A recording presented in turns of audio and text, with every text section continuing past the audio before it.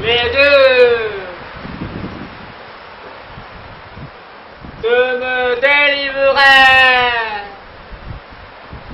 des peines de cette garde.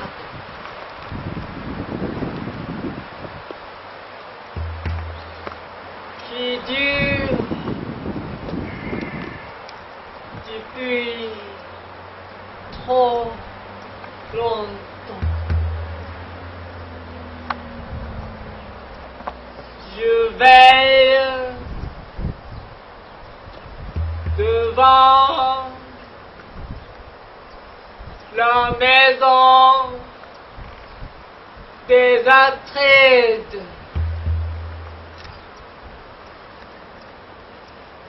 Et la nuit, j'ai appris à connaître l'assemblée des astres.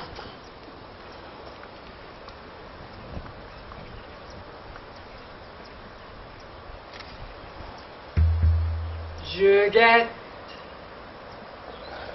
le signal de la flamme et l'éclat de feu porteur de la nouvelle de la chute de Troie.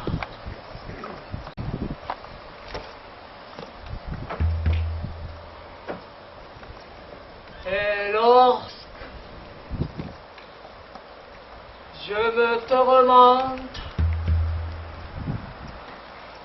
sur ma couche désertée par les rêves,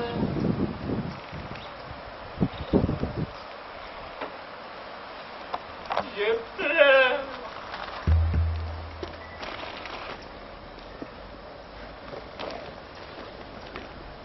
Et me lamente sur le malheur du palais qui n'est plus gouverné comme jadis. Oh les lames nuits, oh les lames nuits, oh les lames nuits. Salut à toi, l'amour qui brille dans la nuit comme la lumière du jour. Et là, j'appelle les bons temps maintenant. Dites, quel est ton lit? S'il est vrai que la ville de Troie est tombée, je serai le premier à terre. Ah, fussé-je au retour de roi, serrer sa main vers la mienne.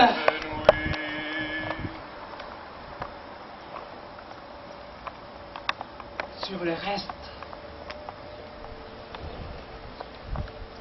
je me tais.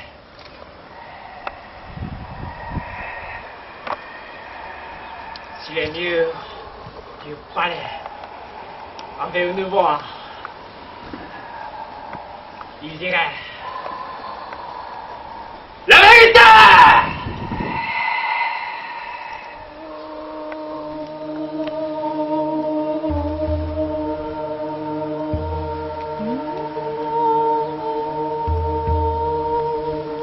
Il y a 10 ans que les puissants adversaires de Priam, Ménélas et Agamemnon, fils d'Atrée, ont levé de ce pays une flotte de 1000 navires, armés pour assouvir leur vengeance.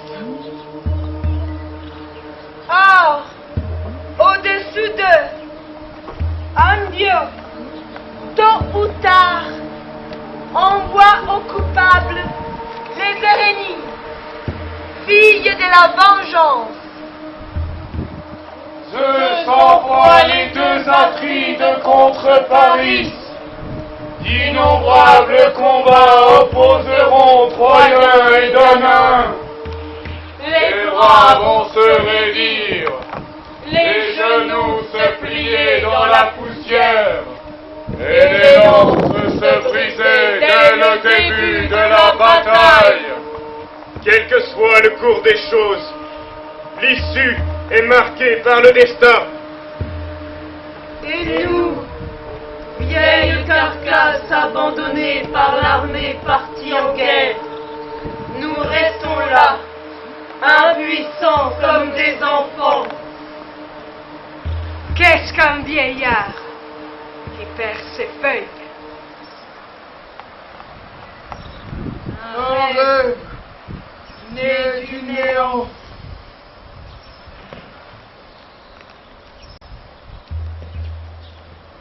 Et toi, Clytemnestre, fille de Pindare, dis-moi, quel message as-tu reçu qui t'a convaincu d'ordonner partout des sacrifices?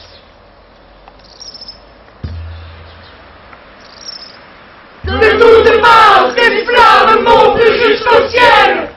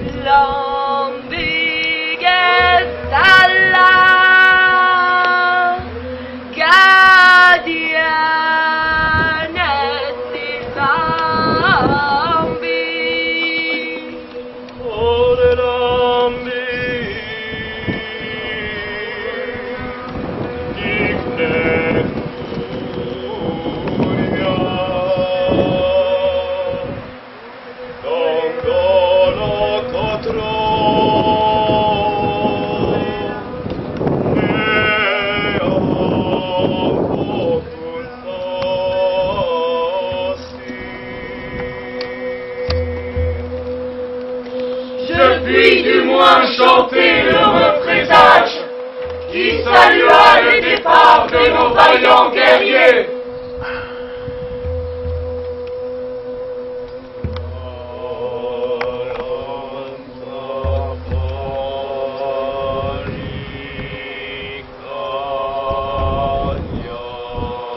Les deux puissants chefs achéens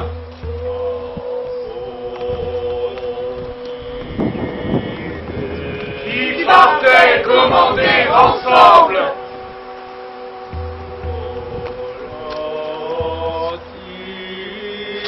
En terre troyenne.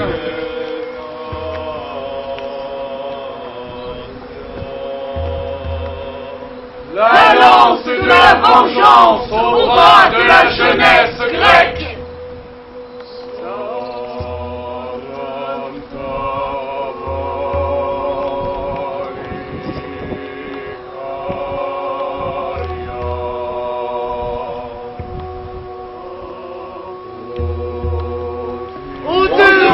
Et la flotte apparurent deux oiseaux, l'un noir, l'autre à queue blanche. Ils dévoraient une lapine pleine, avec toute sa portée. À ce spectacle, le sage devint de l'armée reconnut les deux Atrides. Il prophétisa.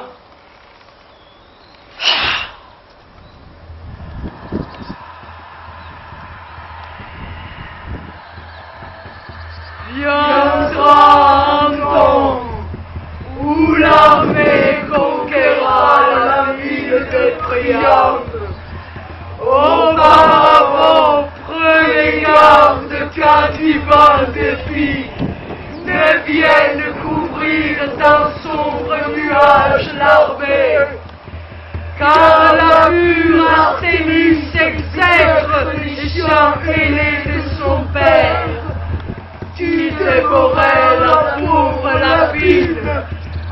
pour sa délivrance.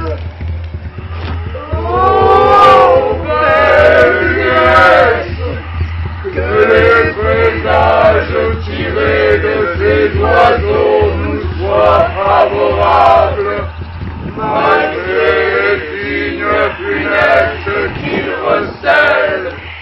Non pas devant vos frères aux Grecs, immobilisant leurs navires longtemps au port, et n'exige pas un sacrifice monstrueux, ferment de discorde dans la famille, car la perfide colère qui n'oublie jamais, pour venger un enfant, attendra son heure.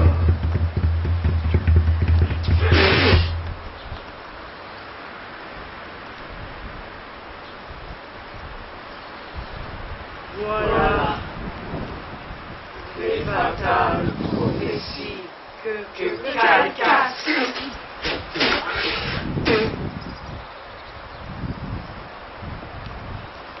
fit connaître à la maison du roi.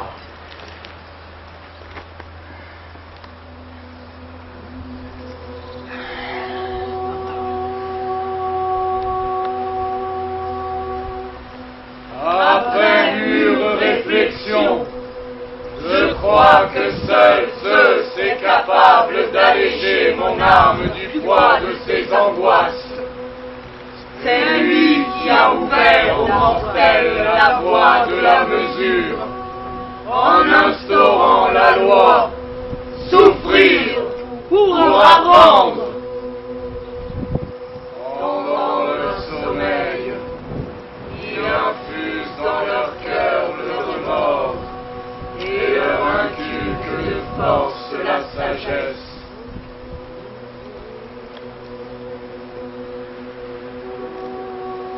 C'est ainsi qu'il est né des chefs de la flotte achéenne, respectueux des avis du Thébain, s'est soumis aux caprices du destin.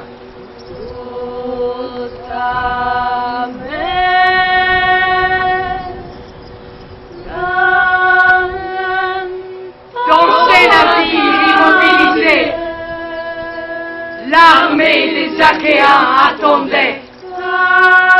Bloqués devant Calcis sonolide, pays des marais.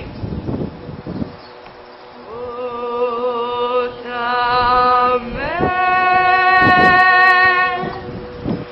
Tandis que les vents soufflaient du Strimon, l'attente fatale et les retards répétés minaient et brisaient la jeunesse des Archiens. Mais lorsque le devin, opposant un remède, plus belle que la tempête amère, les acides, frappant la terre de leur sceptre, ne retint plus leur langue.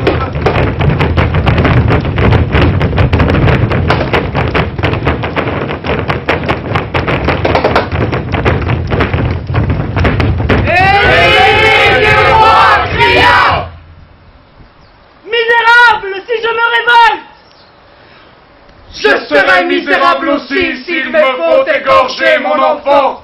Quelque parti que je prenne, Le malheur m'accable. puis-je déserter la flotte et trahir mes alliés. Si le sacrifice, le sang d'une vierge doit dompter les vents, Il est permis de le désirer ardemment sans crime.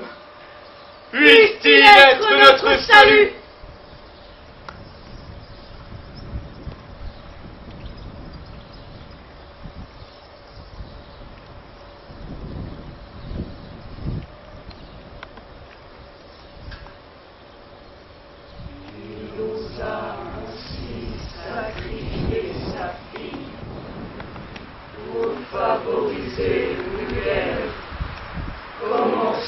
à cause d'une femme.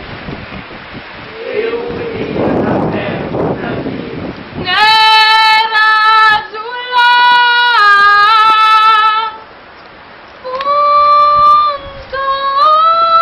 On va. Elle suppliait son père. Elle suppliait son père.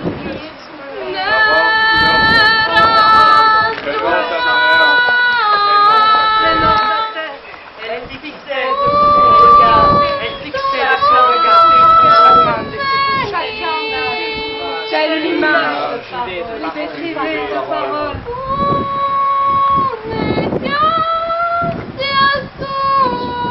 Je n'ai pas vu la suite. Et je n'en dirai rien.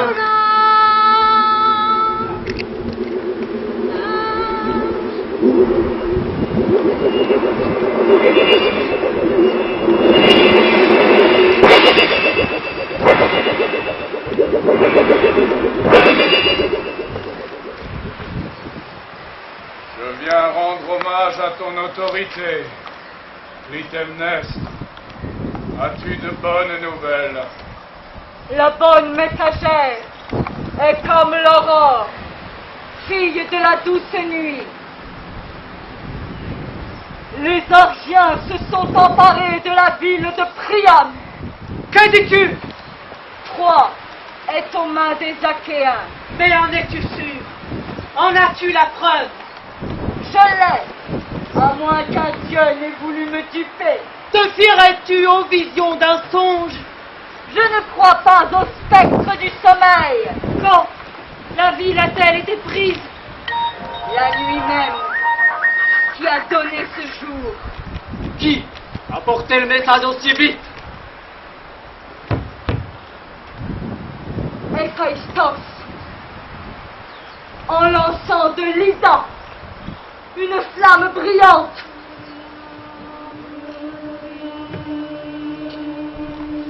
Puis, de feu en feu, le message est venu jusqu'à nous.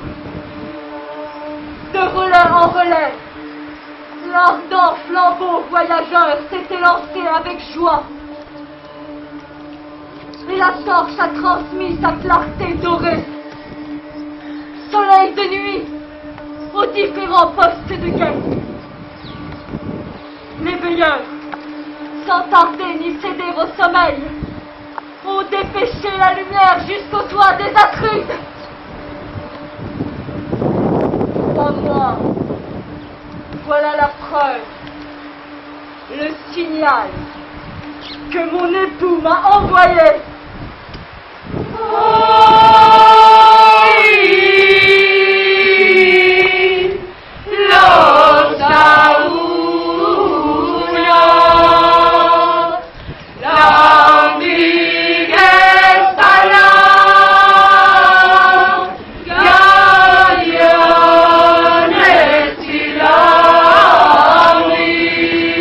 Aujourd'hui, les Achéens occupent Troie.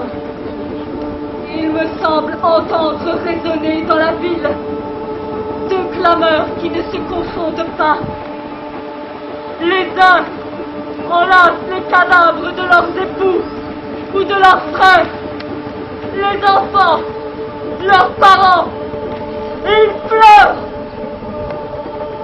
Les autres, brisés par les fatigues du combat nocturne, se jettent sur tout ce qu'ils peuvent trouver pour se nourrir. S'ils respectent avec piété les dieux protecteurs de la cité vaincue, ils ne connaîtront pas la défaite après avoir remporté la victoire. Pourvu qu'ils ne s'abandonnent pas au désir de pillage impie, car pour rentrer sains et saufs au logis, il leur faudra reparcourir le chemin en sens inverse, et le sang des morts veille.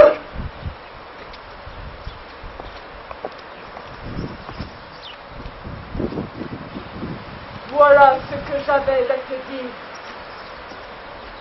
Puisse le bien prévaloir sur le mal.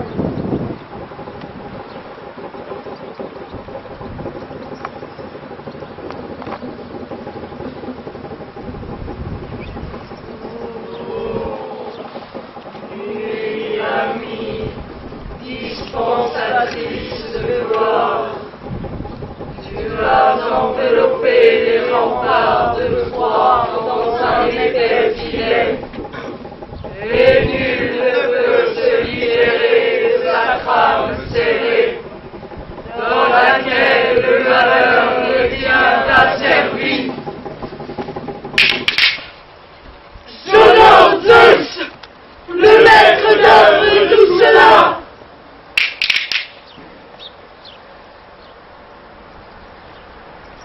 D'aucuns ont prétendu que les dieux ne se soucient guère des profanateurs des choses sacrées.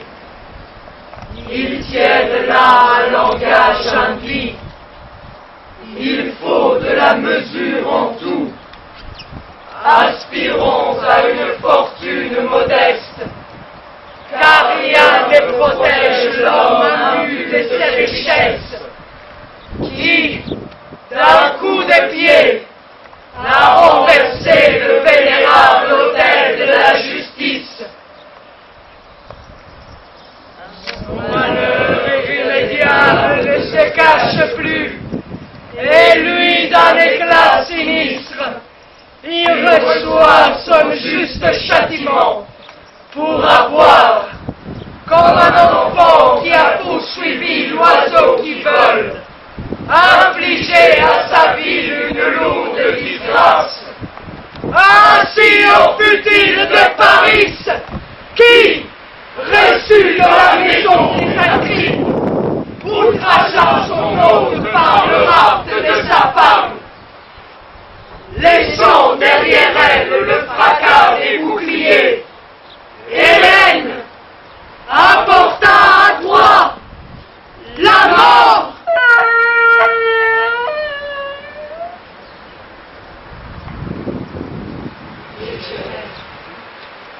Elle franchit les portes, osant ce qu'on n'osa jamais.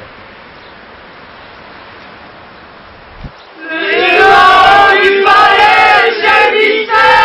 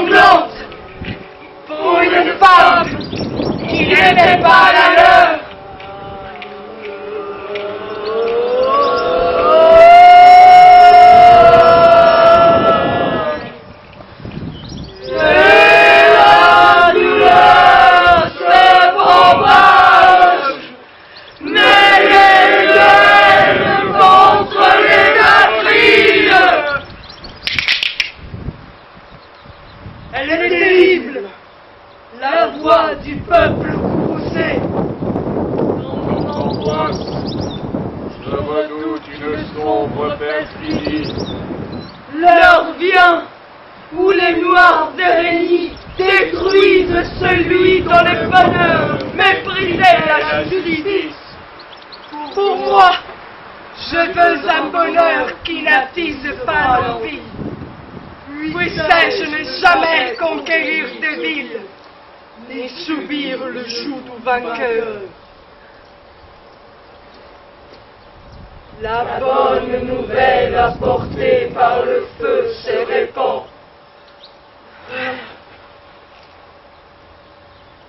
Mais est-elle le fruit de la vérité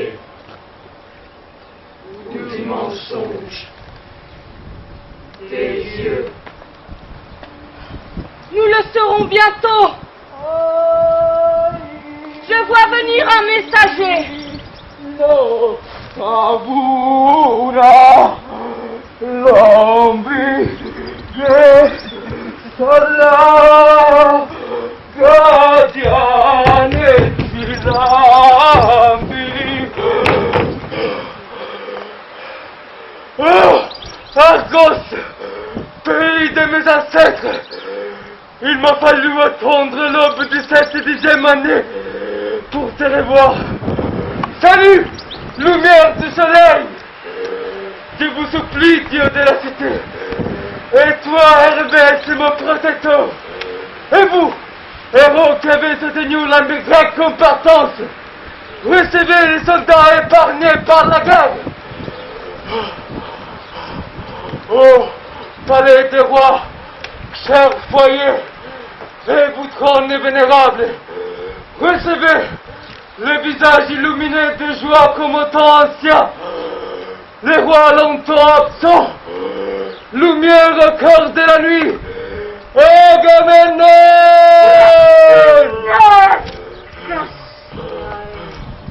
Accueillez-le selon ses mérites, car il a rasé Troie et retourné sa terre, détruit les hôtels et les temples de ses dieux, et anéanti la race entière du pays.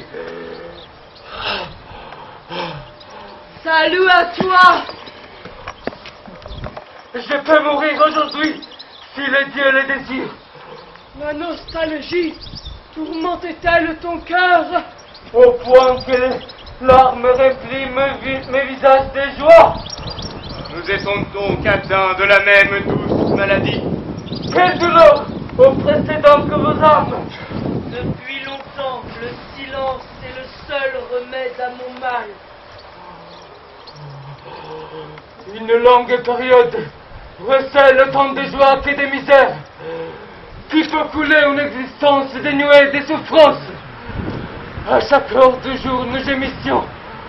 Et sur terre, c'était le même des douleurs auxquelles s'ajoutait de la peur. Et quoi dire de l'hiver, tueur d'oiseaux, ou de l'été torride? Mais à quoi bon se lamenter encore? La douleur est passée. Pour nous, les survivants des Argiens, seuls comptent les profits. Ils pèsent plus lourd que la peine.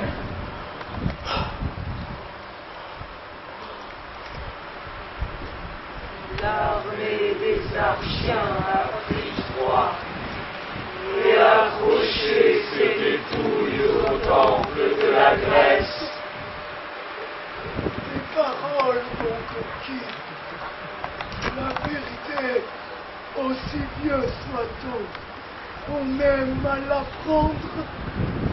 J'ai crié de joie il y a longtemps déjà, quand le premier, le messager de feu, est arrivé dans la nuit pour signifier la chute et la destruction de Troie.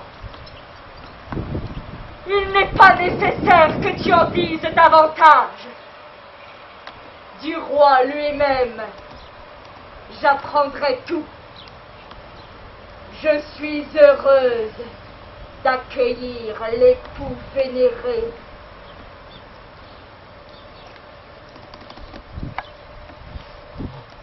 Y a-t-il pour une femme lumière plus douce que celle qui brille lorsqu'elle voit revenir de la guerre son mari? Va dire à mon époux qu'il trouvera telle qu'il l'a laissée dans sa maison. Une femme fidèle qui a gardé intacte durant son absence ses biens scellés. J'ignore autant les plaisirs de l'adultère que l'art de patiner le bronze. Cet éloge est si vrai qu'il ne puisse pas dans la bouche d'une femme bien née.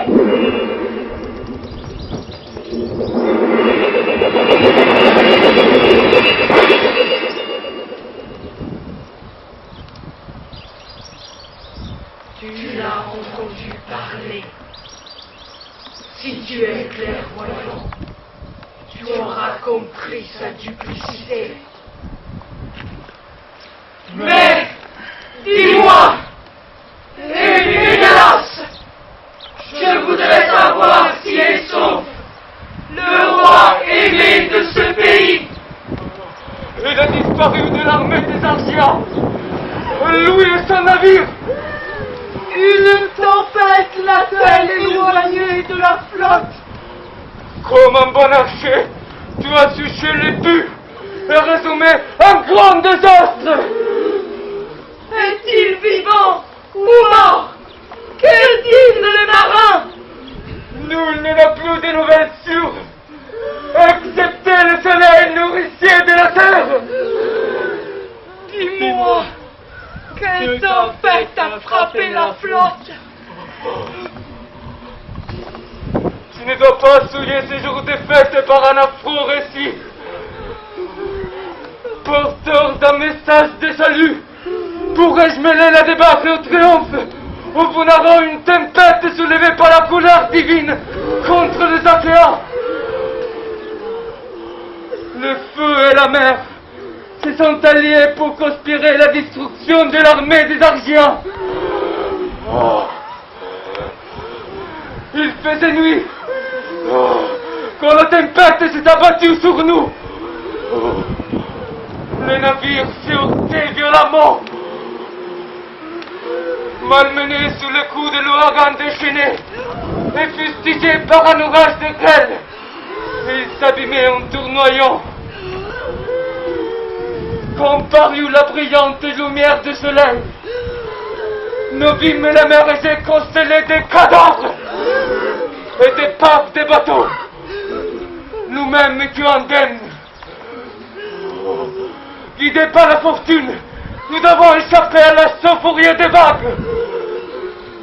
Mais, rescapés de l'enfer de la mer, nous n'osons croire à notre chance, car nous étions rangés par un nouveau chagrin. Oh, la destruction et la dispersion de la mer.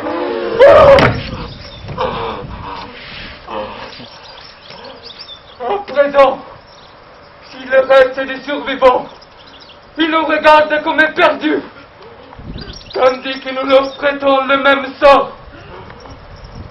Que tout aille pour le mieux.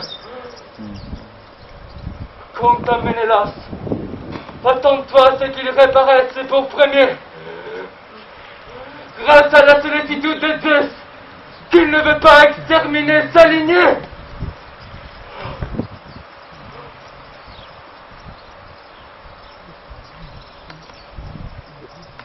Qui donc lui a donné ce nom si juste à cette Hélène, semeuse de discorde, épouse convoitée?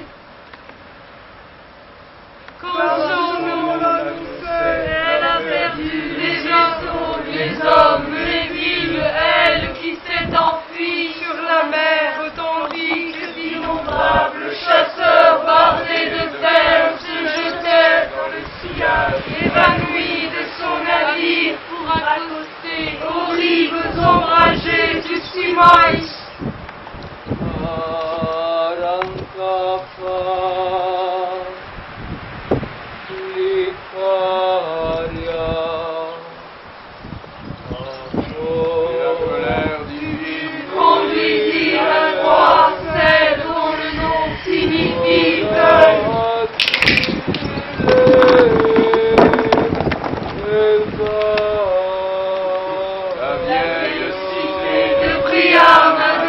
appris le chant de joie pour apprendre le chant de deuil.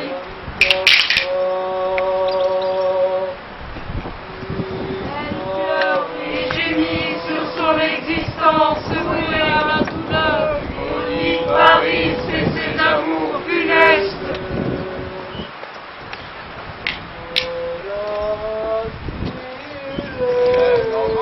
Dans la cité de Troie, souffle léger d'un jour serein, superbe joyau d'un trésor, flèche de volupté pour les regards, radiante fleur d'amour. Soudain, elle a changé de visage et empoisonné ses noces. Les hérénies dotées de larmes se sont abattues sur les Priamides. Quand la gloire et la fortune échappent à l'homme, son bonheur n'est pas stérile. La prospérité est la source d'un malheur insatiable pour sa famille. Je ne suis pas de cet avis. Je pense que l'acte de sacrilège en fait naître d'autres, pareils à celui qui les conçut. Invariablement, le blasphème ancien en engendre un nouveau, tôt ou tard. La justice brille sous les toits enfumés et honore l'innocence. Elle se détourne des palais remplis d'or par les mains impures pour fréquenter les humbles masures. C'est elle qui conduit tout à son terme. Oh, mon roi, conquérant des Troies!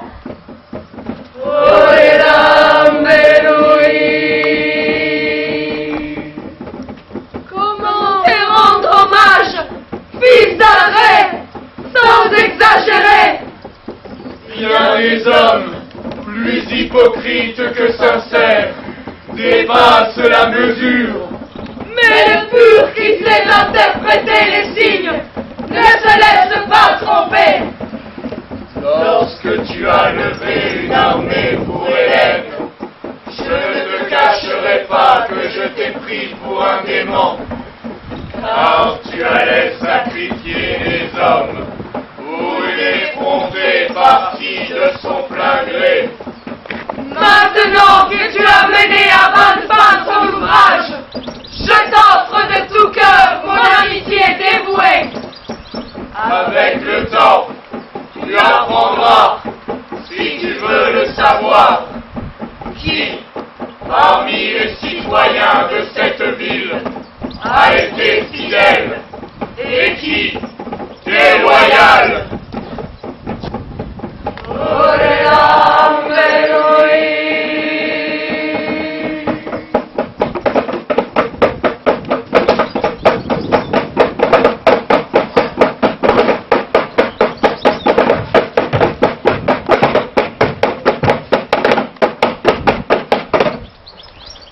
Je dois d'abord saluer les dieux d'Argos qui m'ont aidé à revenir ici et à tirer vengeance de la ville de Priam.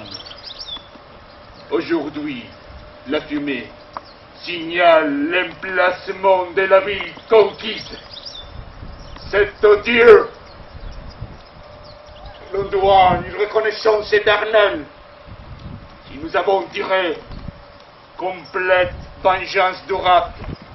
Et si, à cause d'une femme, la ville a été ravagée par le dragon argent, sorti du flamme d'un cheval, alors, où les Pléiades se couchent. Voilà pourquoi j'ai salué ici longuement les dieux. Quant à ton avis, je l'ai entendu. Je me souviendrai Peu d'hommes sont naturellement enclins à apprécier le bonheur d'un ami sans l'envier. Je connais bien les miroirs de l'amitié. L'affection que l'homme témoignait était le fantôme d'une ombre. Ulysse, seul, a fait preuve d'empressement. Je l'atteste qu'il soit vivant ou mort. En ce qui concerne la cité et les dieux, nous en débattrons dans l'assemblée publique. Je vais maintenant entrer dans le palais. Puisse la victoire qui m'a suivi jusque-là me rester fidèle.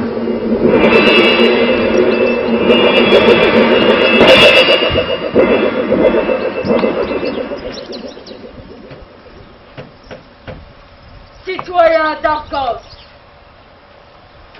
devant vous, je n'aurais pas honte d'avouer l'amour que je porte à mon époux. Ma vie même fut malheureuse tout le temps que cet homme passa sous les murs de Troie. Pour une femme, restée seule, sans mari, dans sa maison déserte, à écouter de fâcheuses rumeurs, est une épreuve terrible. Si cet homme avait reçu autant de blessures que le bruit en a couru ici, et s'il était mort aussi souvent qu'on l'a dit, il pourrait se targuer d'avoir revêtu 3 fois le linceul de la terre. Ces bruits cruels m'ont à maintes reprises incité à me pendre. Voilà pourquoi ton fils, Oreste, n'est pas ici. N'en sois pas surpris. Il est élevé par notre ami Strophios de Photide, qui m'a prédit une double catastrophe. Les dangers qui te menaçaient et une émeute populaire qui renverserait le conseil. Ma prévoyance ne dissimule pas de ruse. Mes yeux se sont usés à pleurer sur toi et à guetter en vain les signaux de feu. Quelle joie d'avoir échappé à ces destins inéluctables. Maintenant, visage aimé, tu es là. Qu'on déroule devant lui un chemin de pourpre.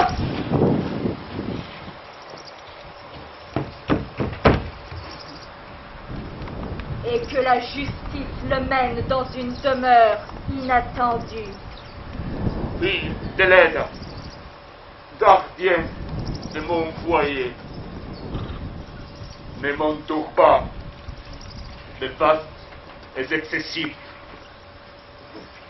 C'est à Dieu qu'il en doit une reconnaissance éternelle. Je ne puis marcher sans crainte sur un tel chemin. Je veux être célébré un homme, pas un dieu. Seul et jugé héros, c'est lui qui achève sa vie dans une douce prospérité. Me conformant à ses principes, je n'aurai rien à craindre. Me refuserais-tu ce que je te demande? Tu sais que je ne changerai pas d'avis. Qu'aurait fait Priam s'il avait été vainqueur? Il aurait marché sur ces chemins. Que redoutes-tu alors? Le blâme des hommes? La voix du peuple est souveraine. Crois-moi alors, et laisse-moi la victoire. Eh bien, puisque tu le désires, je marcherai sous ces tapis de pourpre. Qu'aucun dieu ne jette sur moi un regard jaloux.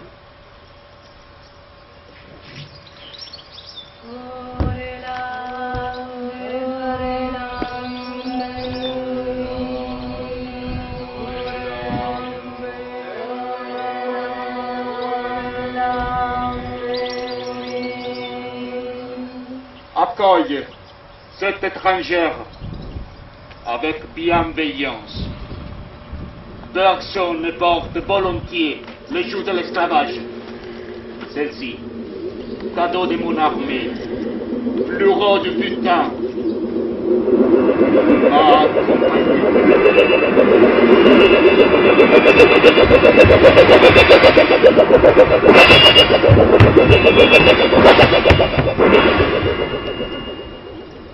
Ton arrivée au foyer est pour nous le retour de l'été, au cœur de l'hiver.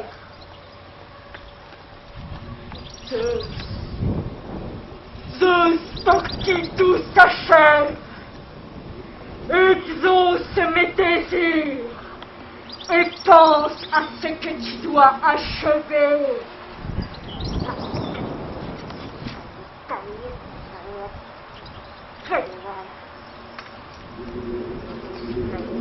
Viens cette anxiété qui se dresse devant mon cœur et plane obstinément autour de lui.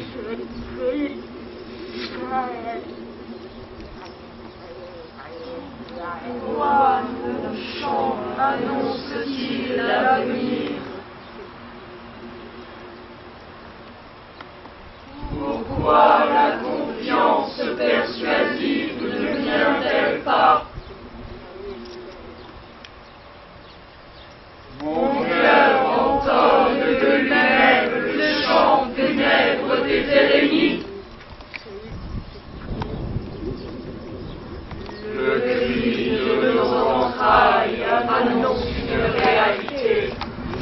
Mais je souhaite que mes soucis ne soient que mensonges et qu'ils disparaissent dans le néant. Le bonheur de l'homme heurte, tôt ou tard, un écueil invisible. Entre toi aussi!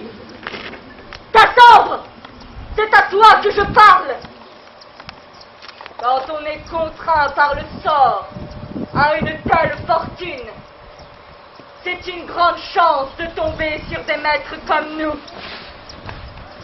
Nous te traiterons avec égard, selon l'usage. Tu es prise dans les mailles du destin. Obéis, suis-la. C'est dans ton état la meilleure solution. Je n'ai pas de temps à perdre. Déjà au cœur de la maison, les brebis sont prêtes et rangées pour le sacrifice. Si tu décides de te rendre à mes amis, hâte-toi. Mais si, ignorant notre langue, tu ne comprends pas mon conseil, exprime-toi avec des gestes barbares.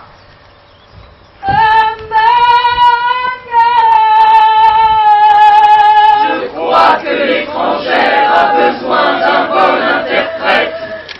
Elle est folle, certainement, et en proie de mauvaises pensées. Elle ne sait pas porter le joug sans d'abord cracher sa sanglante colère. Je ne m'abaisserai plus à gaspiller mes mots.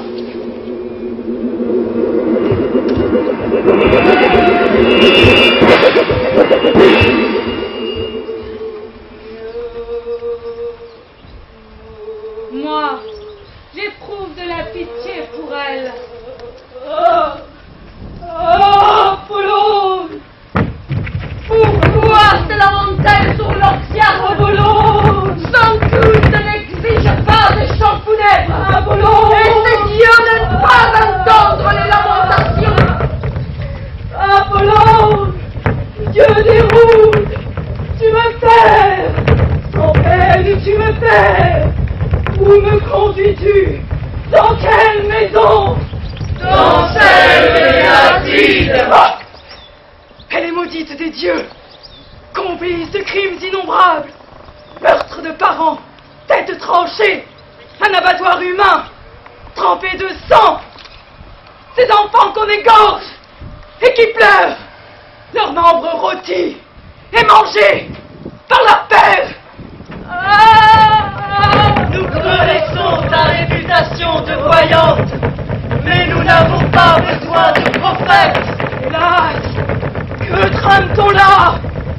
Une nouvelle et terrible épreuve se prépare en ces murs.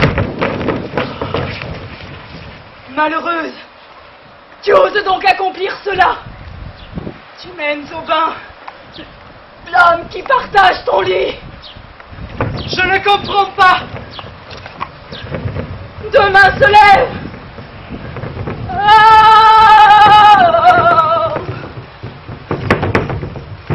Que vois-je? Est-ce un filet de l'enfer? Non. Le filet, c'est la compagne de lit et la complice du meurtre. La coupe altérée du sang de cette race. Salut du cri rituel. Le sacrifice infâme. Pourquoi appelles-tu les lamentations des Érénies? Tes paroles m'épouvantent. Gare à la vache. Elle a pris le taureau dans le piège d'un voile. Elle le frappe. Et il s'effondre dans la baignoire. Jamais les oracles n'apportent aux hommes de bonnes nouvelles. C'est par des malheurs que l'art équivoque des prophètes suscite l'effroi chez ceux qui les écoutent. Ah, meilleur manga. Je crie ma douleur et la verse dans la coupe de mon chant. Pourquoi m'as-tu conduite ici? Pour me faire mourir? Moi aussi.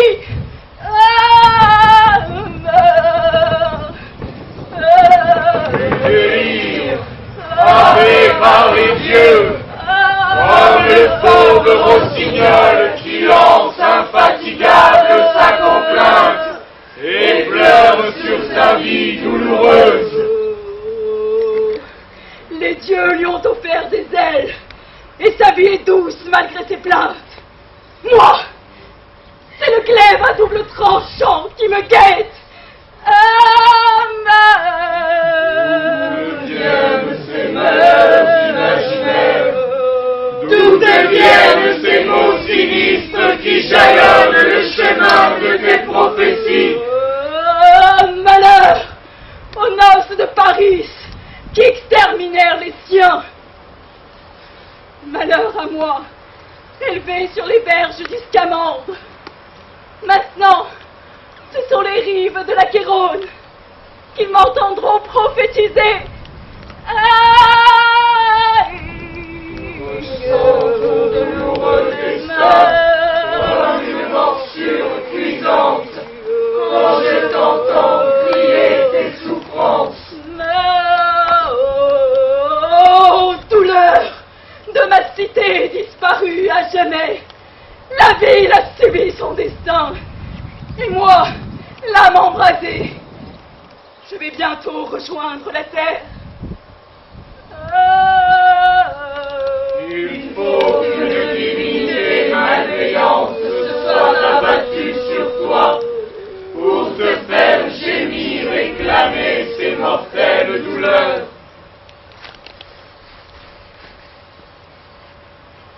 Désormais, l'oracle ne se montrera plus comme une jeune fille derrière un voile. Il va s'élancer, éclatant en pleine lumière. Et la vague d'un malheur plus terrible encore va déferler. À l'avenir, je ne vous instruirai plus par énigme.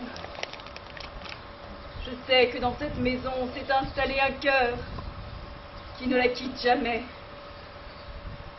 C'est la horde des Érénies, enragée contre la race. Elle chante un hymne qui évoque le crime originel. Jure que tu ignores tout des méfaits qui ont eu lieu dans ce palais. J'admire que tu puisses exposer les faits aussi clairement. Apollone, le devin m'a assigné cette tâche. A-t-il été poussé par la passion? Il s'est démené pour m'avoir, car il brûlait d'amour pour moi. Avez-vous eu commerce charnel? Je l'avais promise à l'Oxias. Mais je n'ai pas tenu parole. Comment as-tu échappé à sa colère? Dès que je l'eus trompé, nul n'a plus ajouté foi en mes prophéties. En tout cas, pour nous, les oracles sont crédibles.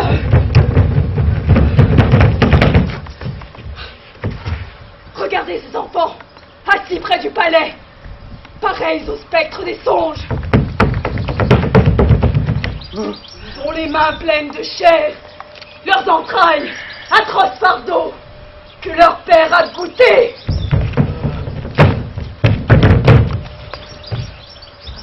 Ce crime sera vengé.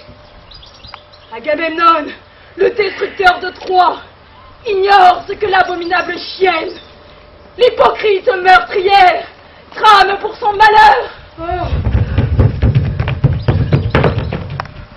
On se figure qu'elle fait ainsi le salut de son époux.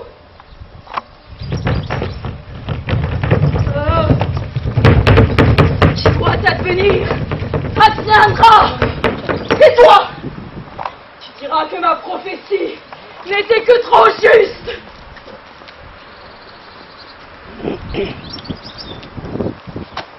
Tu as rappelé le destin apprêté pour Thiès, avec la chair de ses enfants. J'en ai frémi. Pour le reste, la terreur me saisit et jette hors du chemin. Je dis que tu verras la mort d'Agamemnon. Oh, tais-toi, malheureux. Ferme la bouche. Les malheurs que je prédis sont inéluctables. Oh, Quel est l'homme qui projette un tel crime? Tu es bien loin du sens de mes oracles. Je ne comprends pas.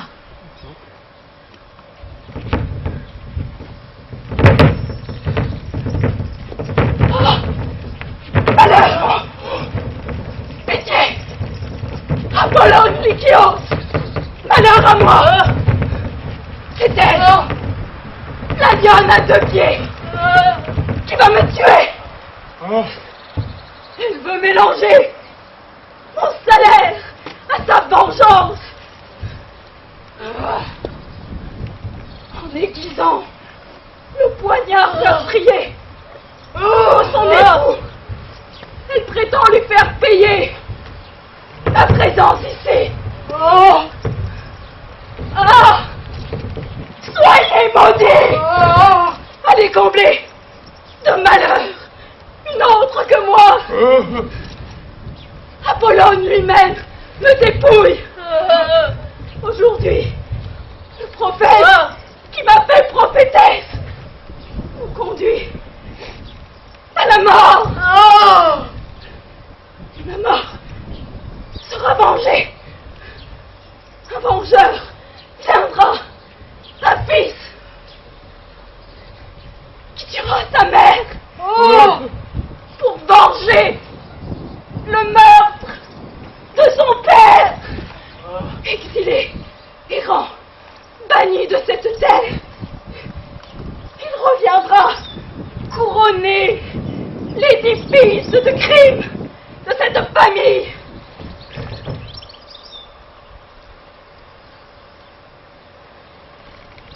Pourquoi m'apitoyer alors? En ces portes, je salue les portes de l'enfer. Et je ne désire plus qu'un coup bien ajusté pour fermer les yeux en me vidant de mon sang.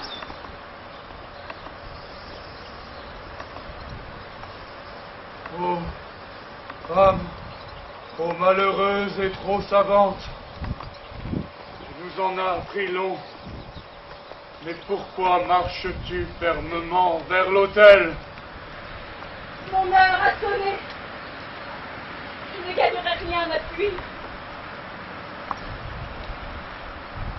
Ah!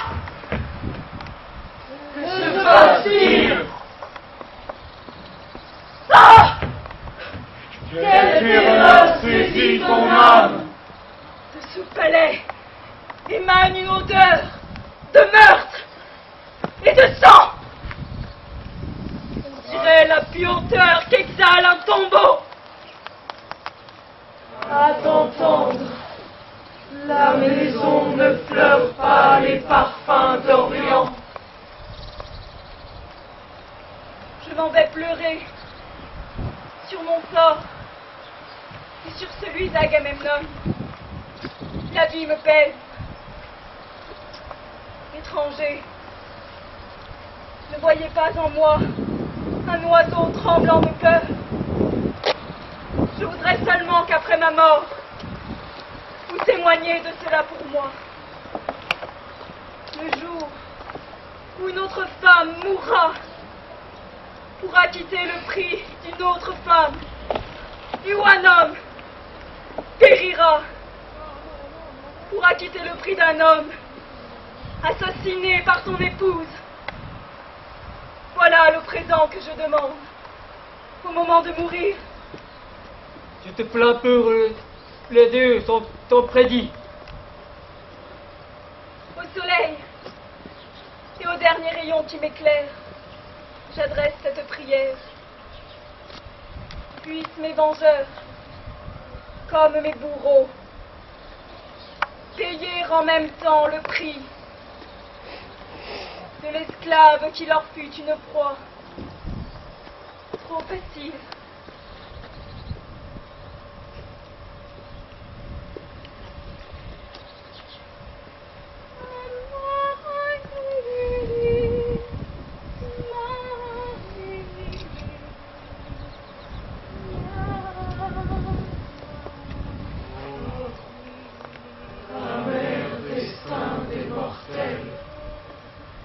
Leur bonheur est pareil à une ombre.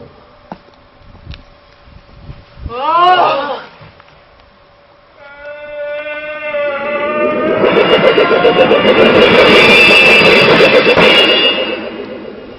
Mon frère vient de te percer! Silence. Qui a crié?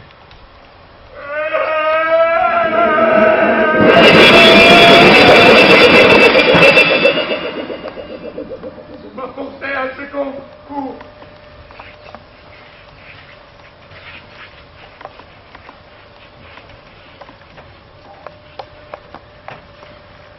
Le crime est consommé.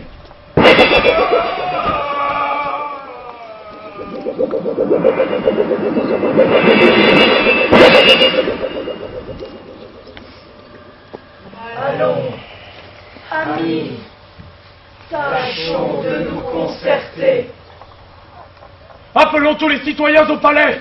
Nous devons nous y précipiter nous-mêmes pour y surprendre le meurtrier. Il n'est plus temps d'hésiter, il faut agir. Il faut attendre et voir. Ce n'est là qu'un début qui annonce la tyrannie dans la cité. Nous, perdons du temps. Il faut réfléchir avant d'agir! Je ne crois pas que l'aimant puisse la ressusciter un mort. Faut-il plier devant ceux qui souillent le palais? Intolérable perspective!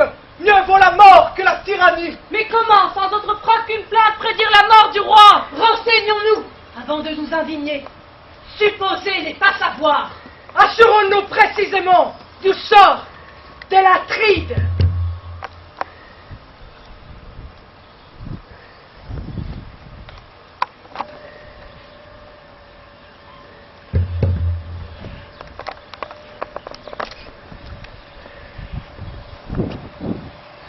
J'ai prononcé tout à l'heure, force parole dictée par la nécessité. Et je n'aurais pas honte de les démentir.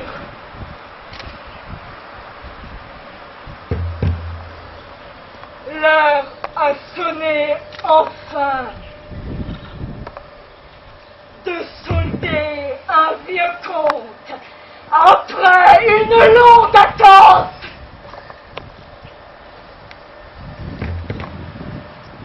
Tout est fini. Je ne le nierai pas. J'ai tout fait pour qu'il ne puisse ni fuir, ni éviter la mort.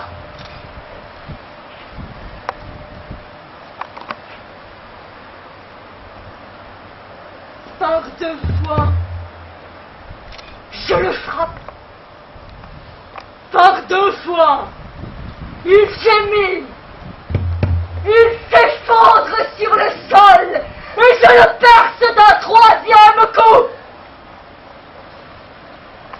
En offrande sacrificielle au Zeus souterrain, sauveur des morts. Qu'il vous plaise ou non, citoyen d'Argos, tels sont les faits, et je m'en félicite. Nous ne pouvons qu'admirer ton insolence. Mon cœur ne tremble pas, et vos éloges, comme vos flammes, me laissent froide. Agamemnon est mort de ma main. Je n'ai rien d'autre à vous dire. Quelle plante vénéneuse as-tu goûté? Tu seras banni de la cité, poursuivi par la haine terrible du peuple. Aujourd'hui, tu me fous à l'exil, à la vindicte publique et à la malédiction populaire. Toi qui jadis ne t'es pas opposé à cet homme lorsqu'il a immolé sa fille, l'enfant chéri de mes entrailles.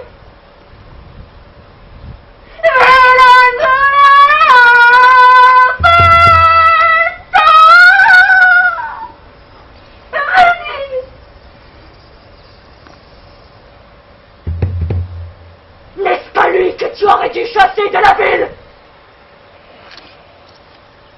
Si tu me menaces, je te rendrai l'appareil et nous ferons l'épreuve de nos forces. Ton âme est orgueilleuse, ton langage arrogant, méprisé et sans amis, tu devras payer coup pour coup. Je jure que la peur ne franchira pas le seuil de ce palais. Ton pagiste allumera le feu de mon foyer. Il est le grand bouclier en qui je place ma confiance.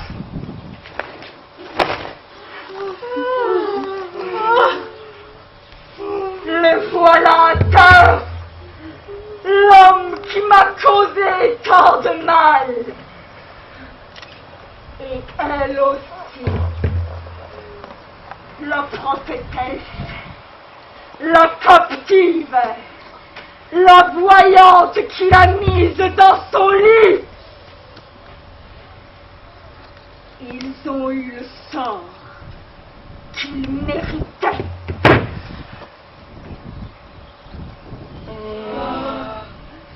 Quelle mort viendra, rapide, paisible et sans douleur, offrir à nos cœurs un long sommeil sans fin, puisqu'on a tué celui qui veillait sur nous, celui qui pour une femme a souffert et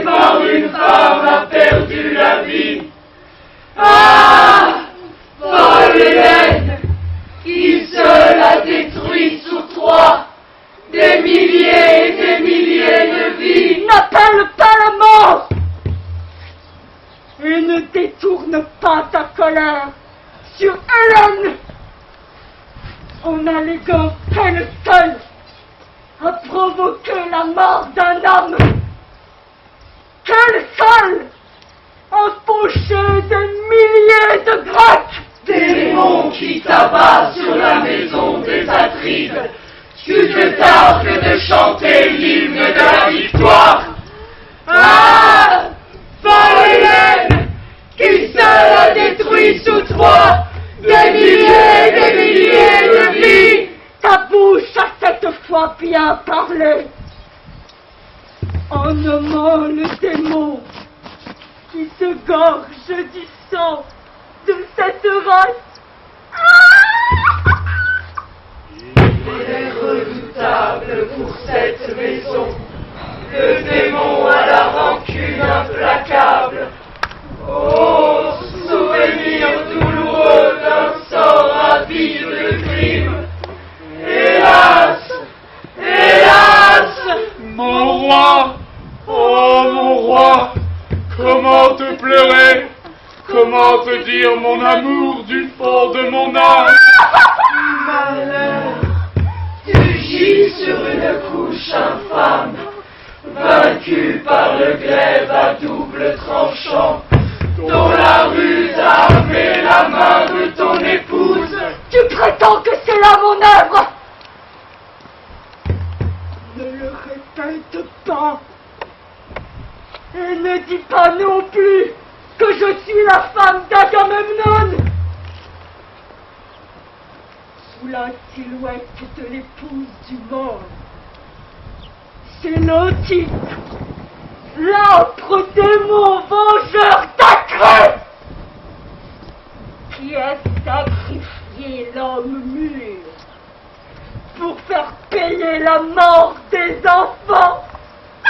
Innocente de ce meurtre, toi, qui pourrais en témoigner. Mon roi, oh mon roi, comment te pleurer, comment te dire mon amour du fond de mon âme? Malheur, tu gis sur une couche infâme, vaincu par le glaive à double tranchant, dont la ruse a armé la main de ton épouse. Non! Il n'a pas succombé à une mort indigne. N'a-t-il pas lui-même introduit la mort perfide dans cette demeure?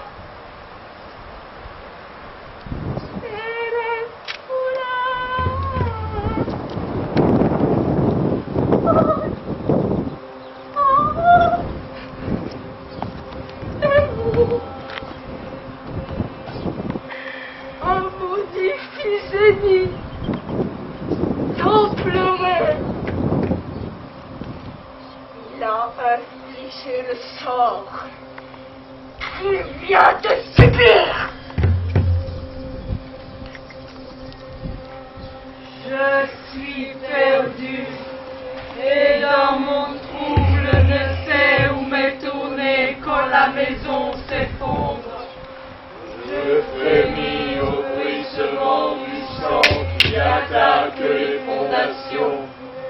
Déjà il coule à flot, tandis que le destin affuse sur d'autres pierres sa justice, en vue d'une nouvelle vengeance. Terre, ô terre, qui l'ensevelira, qui chantera l'hymne funèbre? En auras-tu l'audace, toi qui as tué ton époux, offrir à son âme un hommage qui ne serait que l'offense, et qui prononcera l'oraison funèbre de cet homme divin, en pleurant sur lui d'un cœur sincère? Ce n'est pas à toi de t'en soucier. C'est par moi qu'il sera enseveli, privé des lamentations des siens. La honte, rêvons à la honte, qui voulait prendre épris,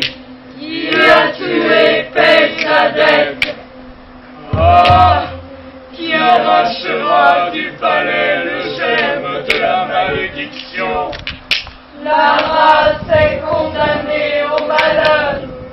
Terre, ô terre, qui l'ensevelira, qui chantera l'hymne funèbre?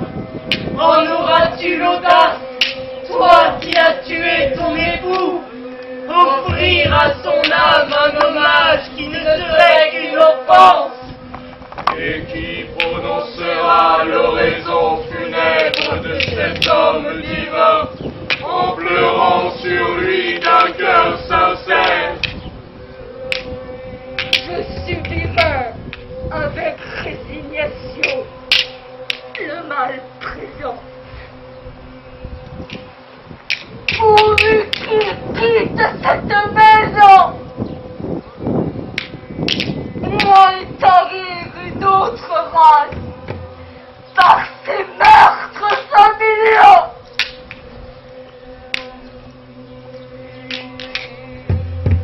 Oh! Douce lumière du jour de la justice! Je peux dire maintenant qu'il existe des dieux qui punissent les forfaits des mortels, puisque j'ai vu aujourd'hui avec joie cet homme étendu dans les voiles des Érénies, payant enfin les machinations de son père. Car cet Atrée, roi de ce pays et père de cet homme, qui chassa Thyeste, mon père, de sa maison, revenu en suppliant au foyer de son frère, le malheureux Thyeste se crut en sûreté. Or, Atrée, sous prétexte de célébrer une fête, offrit à mon père un festin apprêté avec la chair de ses enfants. Et il goûta à cette nourriture fatale à la race tout entière. Voilà pourquoi tu vois cet homme à terre, tout petit, Atrée m'exila avec mon père. Mais j'ai grandi et la justice m'a ramené ici. C'est moi qui ai conçu le piège qui l'a perdu. Maintenant que je l'ai vu dans les filets de la justice, la mort même me paraîtra douce. D'entendre, te vanter de tes méfaits, Égiste me révolte. Je te dis, moi, Que tu ne sauveras pas ta tête de la vengeance du peuple. Est-ce toi qui oses élever la voix devant moi? As-tu des yeux pour ne rien voir? Ne renacle pas contre l'aiguillon, sinon il t'enfuira. C'est toi, une femme, entendant en logis le retour des guerriers, qui a déshonoré la couche de ton époux et complété le meurtre. Ces mots-là te vaudront de nouvelles larmes. Toi, qui nous provoques par de sots aboiements, tu seras enchaîné. Sous la contrainte, tu deviendras docile. Quoi?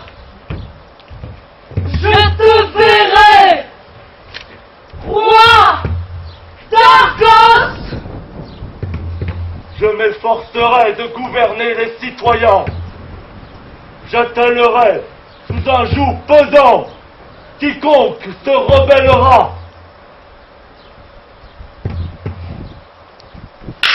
Oreste, qui vit toujours loin d'ici, reviendra un jour, guidé par le destin, et il vous tuera tous les deux. Est-ce ainsi que tu prétends agir et parler? Tu t'en repentiras. Oh, le plus cher des hommes, ne se vaut pas davantage de malheur. Je les laisserai m'abreuver de sottise. Jamais les Argiens me flatteront. Un criminel! Bon, je saurai te soumettre. Non, pas si le destin dirige ici les pas d'Oreste.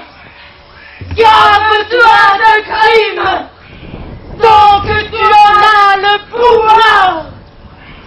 Tu me paieras un jour cette folie. Dédaigne ces vains aboiements.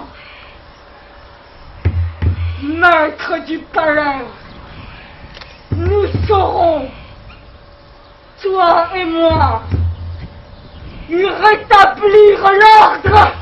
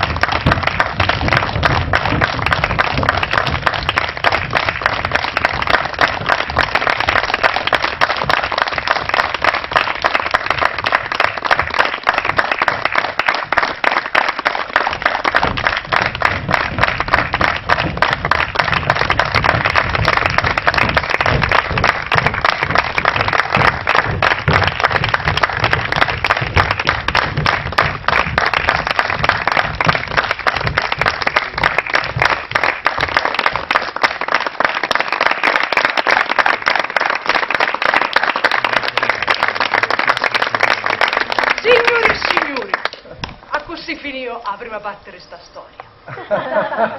Usè ha muruto, ma non è tutto. Restate con noi ancora una mezz'ora di pausa, dopodiché riprenderà la seconda parte di questa storia con le coepole. Grazie.